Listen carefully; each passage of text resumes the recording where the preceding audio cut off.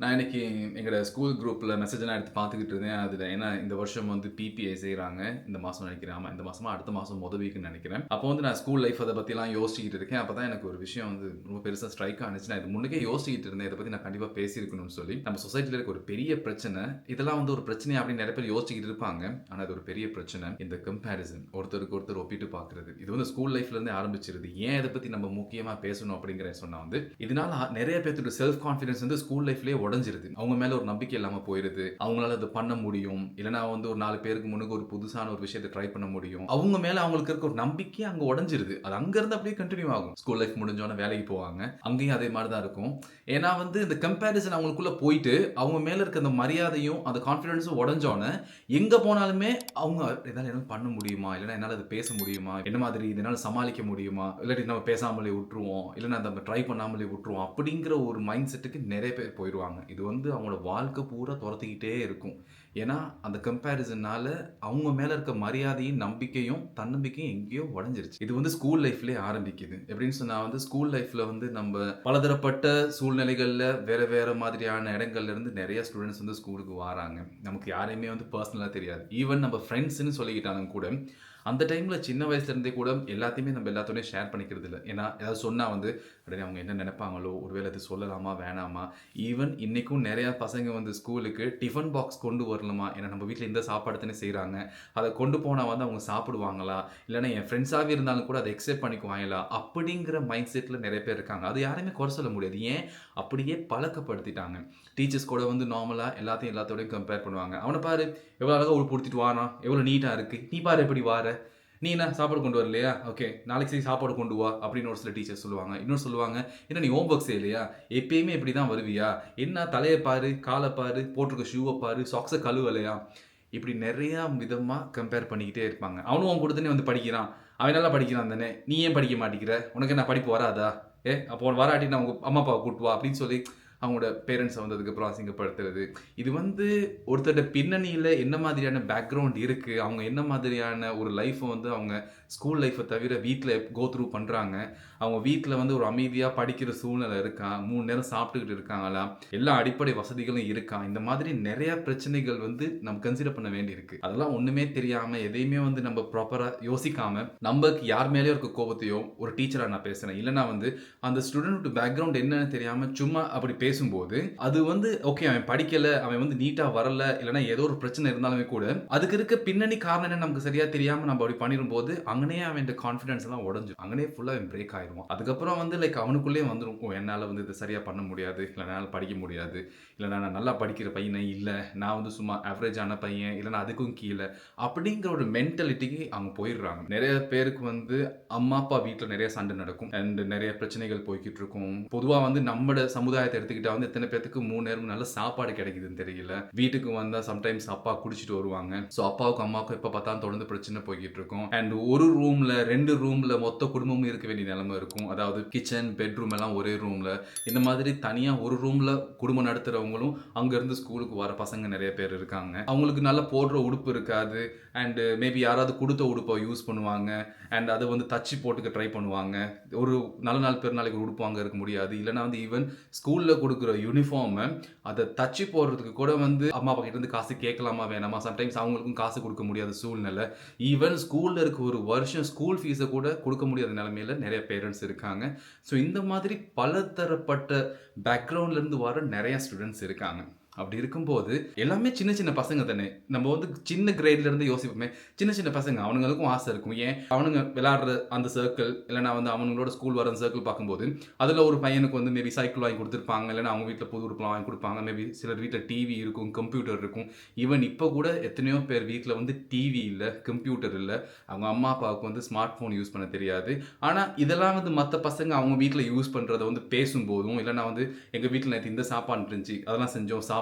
இல்லன்னா வந்து எங்க வீட்ல வந்து இந்த மாரி ஃபங்ஷனுக்கு இப்படி பிளான் பண்ணிக்கிட்டு இருக்கோம். இல்லன்னா இந்த மாரி எனக்கு உடுப்பு வாங்கி குடுத்தாங்க. இந்த மாரி ட்ரிப் போறோம். இந்த மாரி பண்றோம். அப்படிங்கிறதெல்லாம் ஷேர் பண்ணும்போது, எங்க வீட்ல அதெல்லாம் இல்லையே. எங்க வீட்ல அதெல்லாம் பண்ண முடியலையே.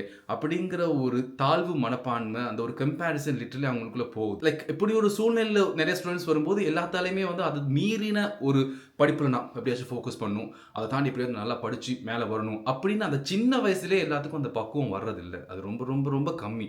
ஒரு சில ஸ்டூடெண்ட்ஸுக்கு மட்டும் தான் அந்த மாதிரியான பக்குவம் வருது. மேபி அவங்களுக்கு கூட வந்து பேரண்ட்ஸ் சைட்லேருந்து ஒரு புஷ் இருக்கும். என்ன மாதிரினா வந்து, நாங்கள் எவ்வளோ கஷ்டப்பட்டாலும் நல்லா படிக்கணும், உனக்கு எப்படி ஏதாச்சும் என்னால் முடிஞ்சது செய்கிறேன் அப்படின்னு சொல்லிட்டு கொஞ்சம் பாசிட்டிவாக பேசுகிற பேரண்ட்ஸும் இருப்பாங்க. அப்படி இருக்கும்போது வந்து ஓகே, என்ன கஷ்டமாக இருந்தாலும் அம்மா அப்பா வந்து என்னால் எதுக்கு அவங்களுக்கு முடிஞ்சதை என் கூட பண்ணுறாங்க, என் கூட ஷேர் பண்ணிக்கிறாங்க அப்படிங்கிற ஒரு மைண்ட் செட்டில் நிறைய ஸ்டூடெண்ட்ஸ் வந்து நல்லா படிக்கிறவங்க இருப்பாங்க, நல்லா படிக்கிறாங்க. ஈவன் அதையும் தாண்டி அம்மா அப்பா கஷ்டப்படும் போது எப்படியாச்சும் அம்மா அப்பா இந்த நிலைமையிலேருந்து வெளியில் கொண்டு வரணும், அதுக்காக நான் நல்லா படிக்கணும், யார் என்ன எப்படி சொன்னாலும் நான் இது இல்லை, நான் கண்டிப்பாக இந்த பிரேக் பண்ணி வெளியில் வருவேன், இந்த செயின்லேருந்து நான் பிரேக் பண்ணி ஒரு நல்ல இடத்துக்கு வருவேன் அப்படிங்கிற மைண்ட் செட்டில் இருக்க நிறைய ஸ்டூடெண்ட்ஸும் இருக்காங்க. ஆனால் அந்த மெஜாரிட்டி ஸ்டூடெண்ட்ஸ் வந்து அந்த இதிலே ஸ்டக் ஆயிடுறாங்க. அவங்க வந்து ரொம்ப பிரேக் ஆயிடுறாங்க. அவங்களுக்கு என்ன பண்ணுறதுனே தெரியாத நிலைமைக்கு போயிடுறாங்க. ஏன்? இந்த கம்பேரிசனால். ஸோ கண்டிப்பாக ஸ்கூலில் இந்த கம்பேரிசனை அவாய்ட் பண்ணியே ஆகணும். ஒருத்தருக்கு ஒருத்தர் வந்து எல்லார் முன்னுக்கும் அசிங்கப்படுத்துறது, கேவலப்படுத்துறது. மேபி இப்போ இருக்க ஸ்கூல் சிஸ்டத்தில் வந்து இதெல்லாம் மாறி இருக்கான்னு எனக்கு தெரியல. யாராவது ஒரு பசங்க வந்து தப்பு பண்ணா, இல்லைனா வந்து எக்ஸாமில் மார்க் கம்மியாக எடுத்தா, இல்லைனா வந்து ஸ்கூலுக்கு நீட்டாக வர முடியலனா, மேபி ஒரு 1-2 தடவை வந்து பர்சனலாக கூப்பிட்டு அவங்ககிட்ட என்ன நடக்குது, வேறு எதுவும் பிரச்சனையா அப்படின்னு சொல்லி அட்ரஸ் பண்ணிவிட்டு அதுக்கப்புறம் அதுக்கு மேலே என்ன பண்ணலாம் அப்படிங்கிறது யோசிக்கிற மாதிரியான ஒரு சிஸ்டம் இப்போ இருக்கான்னு எனக்கு தெரியல. இல்லைனா நான் படிக்கிற டைம்லாம் அந்த மாதிரி தான் இருந்துச்சு. என்னன்னா வந்து லைக் ஃபுல்லாக எல்லார் முன்னுக்கும் அசிங்கப்படுத்துறது, எல்லார் முன்னுக்கும் ஒருத்தனை கேவலப்படுத்துறது, ஈவன் சம்டைம்ஸ் வந்து ப்ரைவேட்டாக அவன் கிளாஸ் போகிற இடத்துல டியூஷன் ஃபீஸ் கொடுக்குறான்னா அதை ஸ்கூலில் வந்து திட்டுறது, அடிக்கிறது, அண்ட் இன்னொருத்தனோட கம்பேர் பண்ணுறது, லைக் ஒரு மாதிரி இன்சல்ட் பண்ண ட்ரை பண்ணுறது. என்ன இருந்தாலும் சின்ன பசங்க இல்லையா, ஸ்கூல் போகிற பசங்க, அந்த இடங்கள்லேயே வந்து அவங்களோட கான்ஃபிடென்ஸ் ஃபுல்லாக உடஞ்சிருது.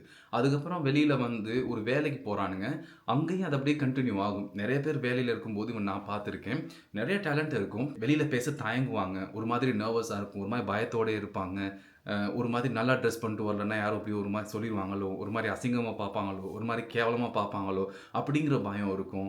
லைக் ஒரு வேளை சாப்பாடு எடுத்துகிட்டு வந்தால் எல்லாத்தோடையும் ஷேர் பண்ணிக்க முடியுமா, அதை சாப்பிடுவாங்களா அப்படின்னு சொல்லிட்டு எல்லாரும் லஞ்ச் பிரேக்கு போயிட்டு வந்ததுக்கப்புறம் தனியாக ஒரு டைமுக்கு போயிட்டு சாப்பிட்றது. சம்டைம்ஸ் வெளியில் போயிட்டு லஞ்சுக்கு சாப்பிட கையில் காசு இல்லைனா கூட வந்து மற்றவங்கலாம் சொல்கிறது, கூட ஒர்க் பண்ணுறவங்க கிட்ட, இல்லை எனக்கு பசிக்கலை, நான் அப்புறம் சாப்பிட்றேன் வேலையாக இருக்குது அப்படின்னு சொல்லி. ஸோ அது அப்படியே வந்து ஸ்கூல் லைஃப்லேருந்து வேலைக்கு, வேலையிலேருந்து வாழ்க்கைக்கு அது அப்படியே போயிட்டு கடைசியாக வந்து நம்ம ஒரு மாதிரி நம்ம இப்படி தான், இதுக்கு மேலே நம்ம இதுலேருந்து வெளியில் வர முடியாது, சொன்னாலும் அதே மாதிரி கண்டினியூ பண்ணுவோம், வேறு வழி இல்லை, என் வாழ்க்கை இப்படி ஆகி போயிடுச்சு அப்படின்ட்டு இன்னைக்கு வரைக்கும் கண்டினியூ பண்ணுறவங்க நிறைய பேர் இருக்காங்க. அதனால நம்ம சொசைட்டியில் கம்பேரிசன்கிற ஒரு விஷயத்தை வந்து கண்டிப்பாக உடச்சே ஆகணும். வீட்லேயும் சரி, ஸ்கூல்லையும் சரி, வீட்லேயும் இந்த மாதிரி நிறைய பிரச்சனைகள் இருக்கும். ஒரு அண்ணன் தம்பி 3-4 பேர் இருக்க வீடாக இருந்தால் அவன் பாரு எவ்வளோ சம்பாதிக்கிறான், நீ என்ன சம்பாதிக்க மாட்டேங்கிற, உன்னால் அவன் மாதிரி பண்ண முடியல. ஏன்னா எல்லாருக்கும் ஒவ்வொரு மாதிரியான டேலண்ட் இருக்கும், எல்லாத்துக்கும் ஒவ்வொரு மாதிரியான ஐடியா இருக்கும், அப்ரோச் இருக்கும், மேபி வேறு வேறு விதமாக யோசிப்பாங்க. எல்லாத்துக்கும் ஒரே மூளை இல்லை.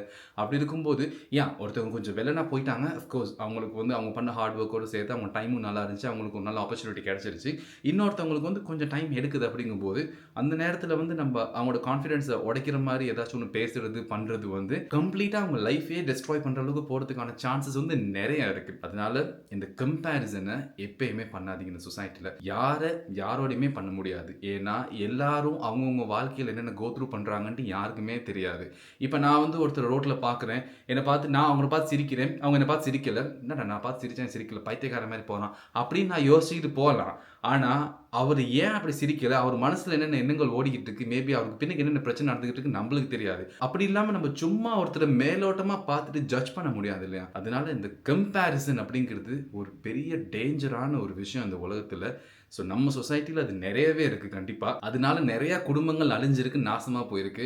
அவன் குடும்பத்தில் அவ்வளோ பண்ணுறான், நம்ம குடும்பத்தில் எவ்வளோ பண்ணல, நீ அதை பண்ணும் இதை பண்ணும், கல்யாணத்தில் கம்பேரிசன், வேலையில் கம்பேரிசன், படிப்பில் கம்பேரிசன், எல்லா இடங்கள்லையும் இந்த கம்பேரிசன் நிறைஞ்சு வலியுது. யாரையும் யாரோடையும் கம்பேர் பண்ணாதீங்க.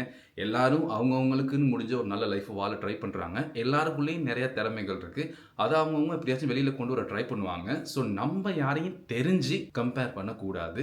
அப்படி ஒரு கம்பேர் பண்ணுற சுச்சுவேஷன் இருந்தாலுமே கூட அவங்கவுங்கள தனியாக கூப்பிட்டு அட்ரஸ் பண்ணி என்ன பிரச்சனைன்னு பார்க்குறது தான் வந்து இதில் ஒரு நல்ல விஷயமே தவிர, மற்றபடி சபையில் எல்லார் முன்னுக்கு வச்சு ஒருத்தவங்களை கம்பேர் பண்ணி அசிங்கப்படுத்துறதுனால யாருக்கும் எந்த நல்லதும் இல்லை. நீங்கள் அவருக்கு நல்ல விஷயமா சொல்ல போகணும் அப்படின்னு நினச்சி இப்படி சபையில் எல்லாரும் முன்னுக்கு வச்சு அவரை அசிங்கப்படுத்துறது, நீங்கள் அவரை இன்னும் மென்டலி வந்து டவுன் பண்ணுற வேலையை தான் செய்கிறீங்களே தவிர அதனால் யாருக்கு எந்த லாபமும் இல்லை. நான் சொல்கிறது உண்மையாக பொய்யாங்கிறது கீழே கமெண்ட்டில் கொடுங்க கைஸ். நான் இந்த வீடியோ பிடிச்சிருந்துச்சுன்னா சப்ஸ்கிரைப் பண்ணுங்கள். See you.